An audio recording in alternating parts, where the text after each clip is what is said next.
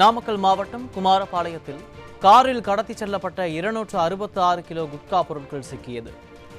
இருசக்கர வாகனங்களை இடித்து தள்ளிவிட்டு நிற்காமல் சென்ற காரை துரத்தி பிடித்தபோது குட்கா கடத்தியது அம்பலமாகியுள்ளது.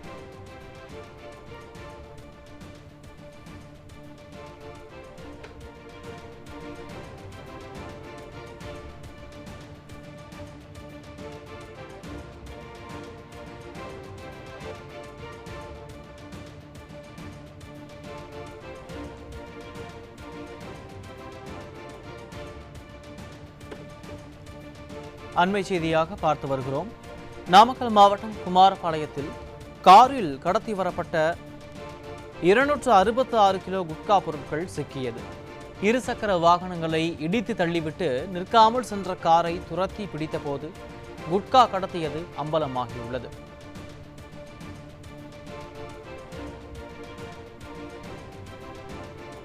நாமக்கல் மாவட்டம் குமாரபாளையம் 2 சக்கர வாகனத்தின் மீது விபத்து ஏற்படுத்திவிட்டு நிற்காமல் சென்ற காரை பொதுமக்களும் போலீசாரும் துரத்தி பிடித்து சோதனை செய்ததில் 266 கிலோ தமிழக அரசால் தடை செய்யப்பட்ட பான் மசாலா மற்றும் கூலிப் கார் பறிமுதல் செய்து ராஜஸ்தான் மாநிலத்தைச் சேர்ந்த இளைஞரும் கைது செய்யப்பட்டிருக்கிறார்.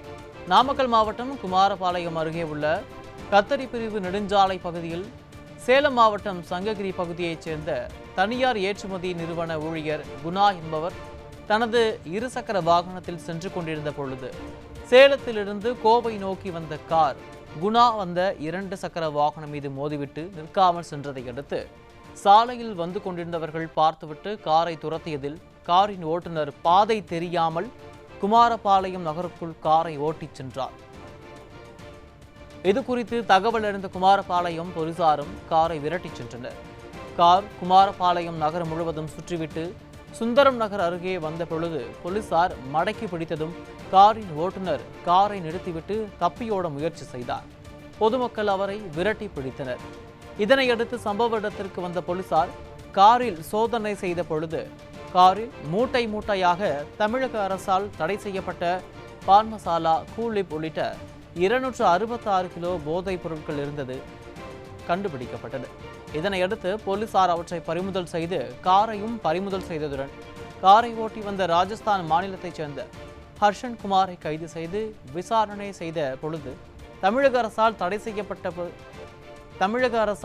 செய்யப்பட்ட போதைப் பொருட்களை கர்நாடக மாநிலத்திலிருந்து கேரளாவிற்கு கடத்தி சென்றதாக தெரிவித்தார். இதனையடுத்து கைது செய்த ஹர்ஷன் குமார் குமாரபாளையம் குற்றவியல் நீதிமன்ற நீதிபதி முன்பு ஆஜர் செய்து 15 நாள் சிறையில் அடைக்கப்பட்டார்.